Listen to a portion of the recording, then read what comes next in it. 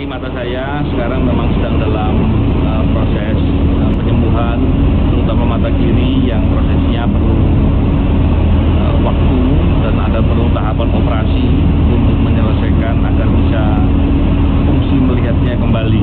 Begitu juga dengan harapan orang-orang yang telah berupaya untuk menyerang saya, untuk memendam, untuk menghentikan langkah-langkah pemberantasan korupsi.